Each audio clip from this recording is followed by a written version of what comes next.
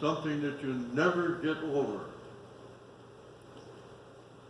I've said many times to somebody, they said something about, my being dressed decently or whatnot, and I said, I'm a Marine.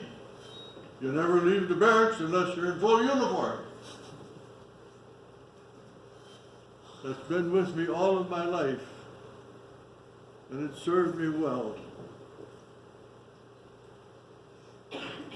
As was mentioned, on December 7th, 1941, when the Japanese struck Pearl Harbor, I wanted to join the Marine Corps the next day. I was a senior in high school. My dad said, you're going to finish high school first, which was probably a smart thing. And so a few months after I graduated, I was able to join the Marine Corps. I enlisted in February, and the quota was full, so I had to wait till March.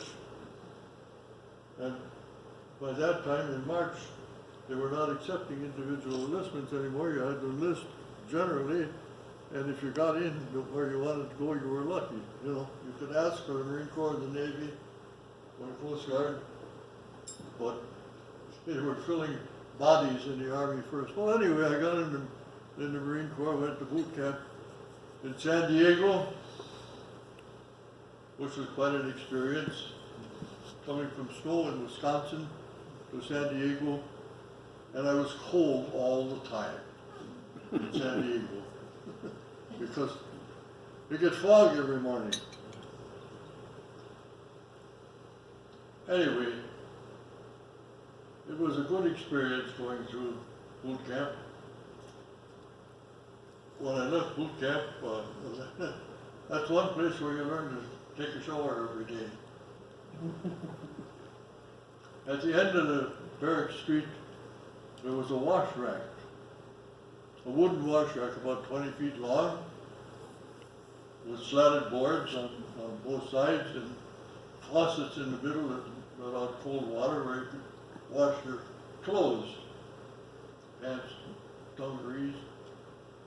And we had one guy in the company that didn't take a shower every day, and he was warned by his bunkmates. So one day they just grabbed him, they took him down to the wash rack, ripped off his clothes, and began to scrub him down with scrub brushes, which was not unusual, and nobody said anything about it. He took a shower every day after that. There were things that the Marine Corps overlooked. The guys misbehaved, did something that hurt their buddies. It was not unusual to have somebody beat them up, but then you took them over to the first aid bay and told them they fell down the stairs. Nobody asked any questions. I went up to Puget Sound Navy Yard right after boot camp. So the Navy Yard there. Well, of course, we were on guard duty there. And I was there just a little while, and then I went up to a little place called Whidbey Island, which is north of Seattle. I went up Seattle. Whidbey Island had two Navy bases on it. One an land-based airplane hangar or base, and the other one a seaplane base. We had 400 Marines. We were stationed at the seaplane base, but we did guard duty at both bases, plus all of the perimeter in jeeps. So that was interesting. One of the most interesting things of being on jeep duty was that we'd sneak an extra couple rounds of 45 ammunition around because we carried 45 caliber pistols, plus a rising machine gun. The rising machine gun was not very long, and it fired 45 caliber bullets, and it was so accurate that you could hit a barn door if you were inside the barn.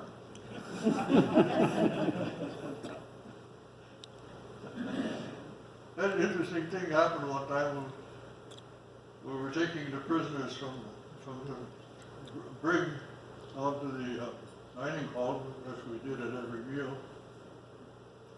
And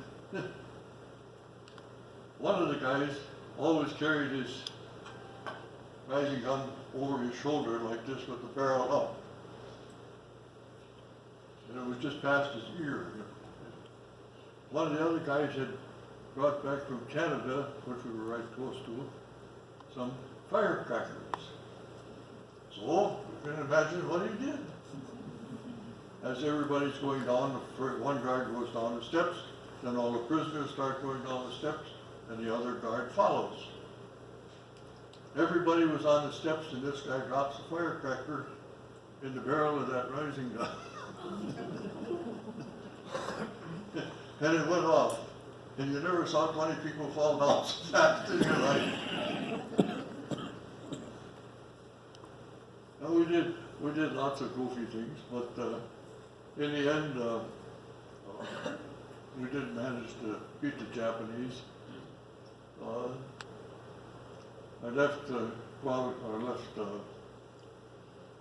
Puget Sound Navy, or WWII Island, went back down to San Diego, where we were in a casual company until we got put together to ship overseas.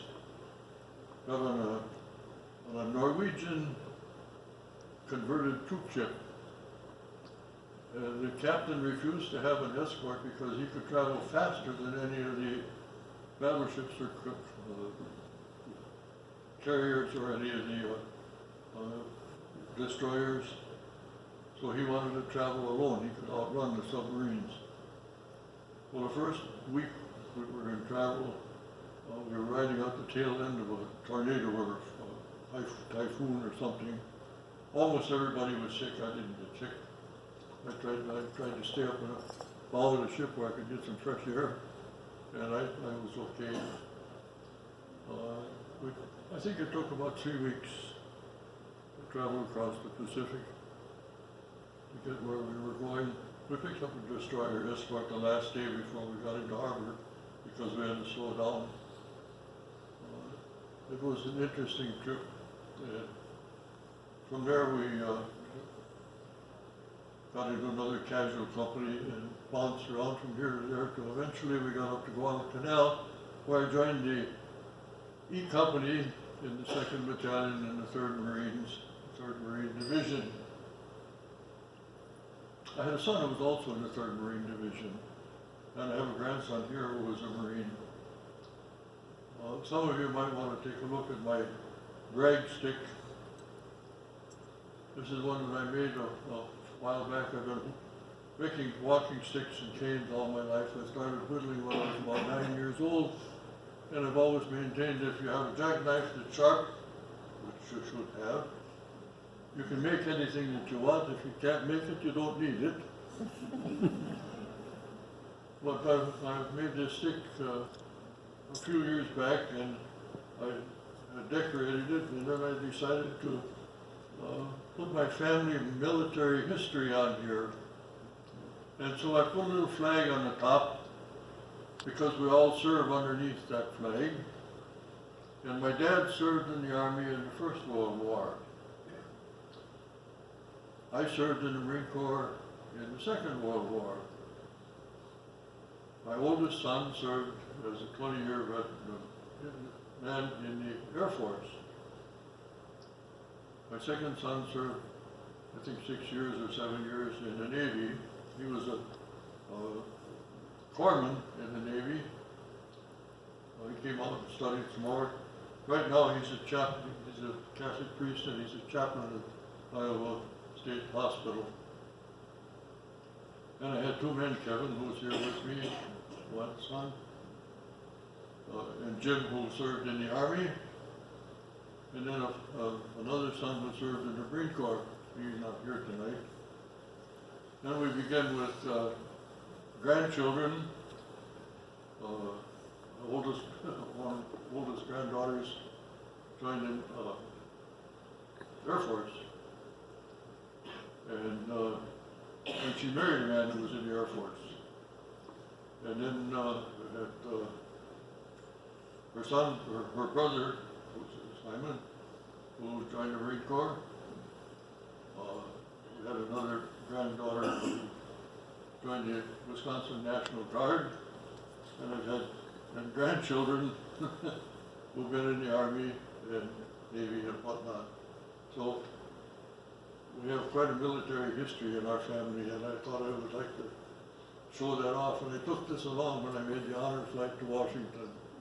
Incidentally, that honor flight was one of the greatest things that ever happened. You cannot imagine.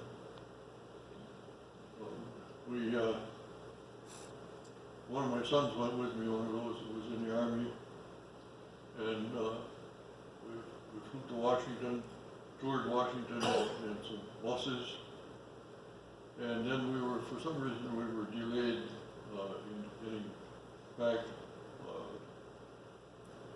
One of the strange things, you know.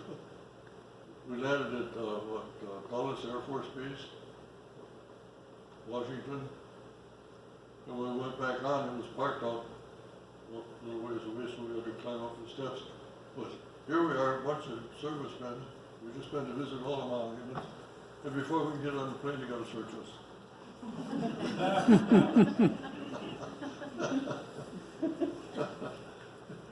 Anyway, we didn't get back to Milwaukee until quite late after midnight.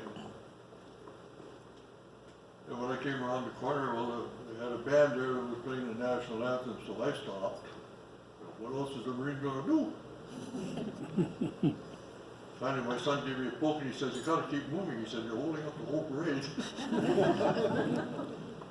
He turned the corner going up the ramp or walkway to where the vehicles were parked. Here the place is just absolutely filled with people. Both sides, man. The barriers set up so there was room for us to walk in between. But there were old people, babies, wheelchairs, everything you could imagine.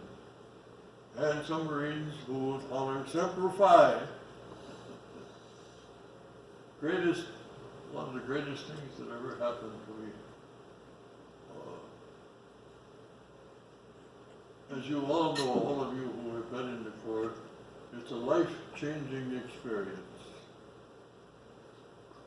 No matter how far you get in the Corps, I was discharged as a corporal, but I never got promoted very far because I was a BAR man. For those of you that don't know what a BAR is, that stands for Browning Automatic Rifle. There was only one in each squad. The Browning Automatic Rifle weighs 15.5 pounds, and you have a ammunition belt. Each ammunition clip holds 20 rounds, and you have 20 of those. And you have a helper who also has an ammunition belt with equal amount of ammunition.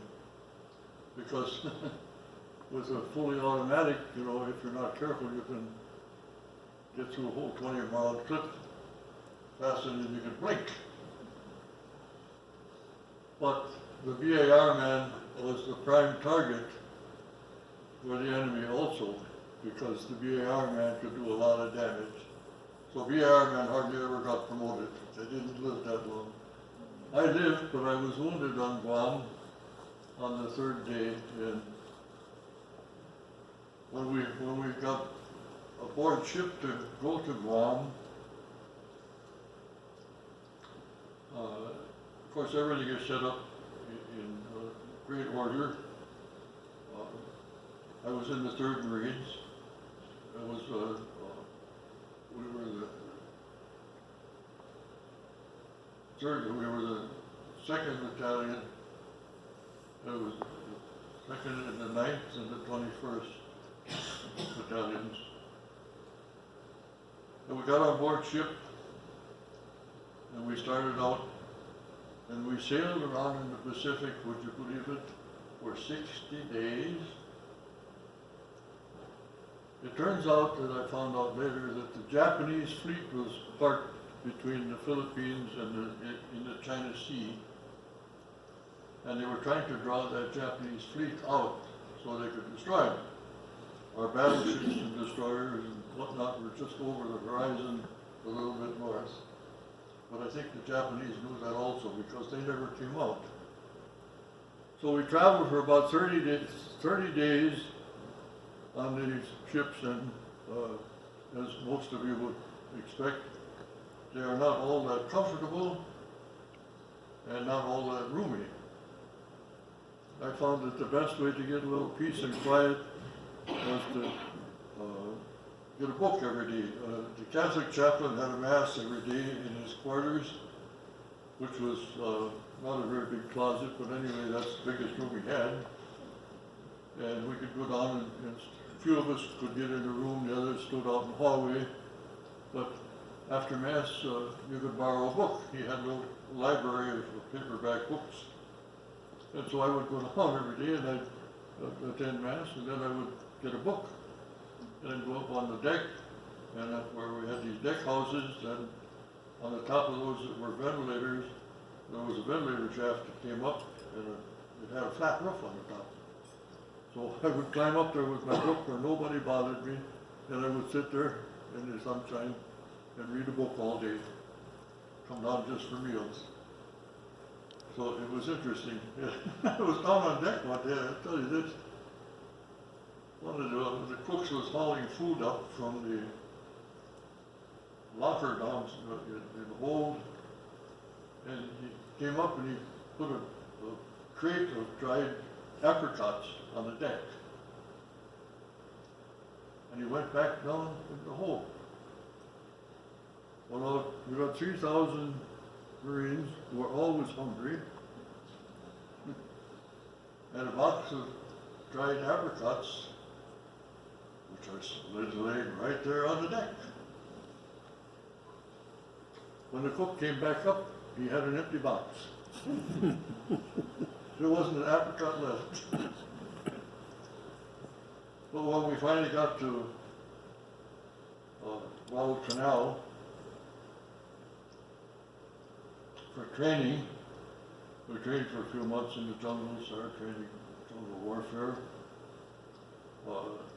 We lived in what had been a coconut grove plantation. It was nice enough with lots and lots of coconut trees, lots of shade. They dug ditches behind every company street because it rained every day. It would just absolutely pour. It came down sideways because you're near the equator and the rain comes down sideways. And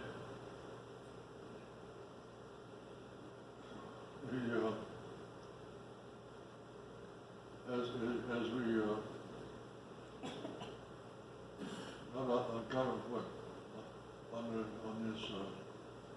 on Coconut Grove, when it rained, the ditch behind our company street was about 18 inches wide and 2 feet deep.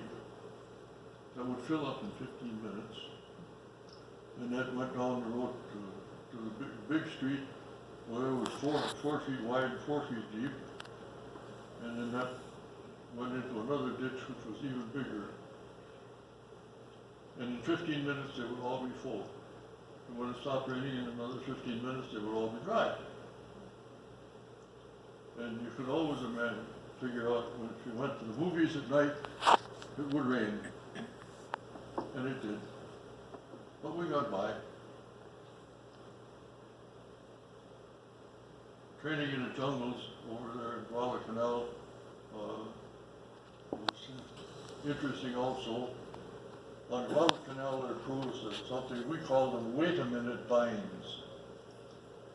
It was a vine that grew in bunches, and the stems were maybe 15, 20 feet long. They crawled up trees, they crawled along the ground, they crawled over the bushes. And the vine was square, and on every side of the vine there were little thorns that grew out. They grew in bunches of 3, and there might be 50 or 60 of them in a foot. And they all pointed the wrong direction. No matter how you got caught, you couldn't pick the things loose, because, you know, if you touched them with your hand, then your hand was all full of thorn holes. So everybody carried a knife hanging open on their belt so you could cut the weight in the vine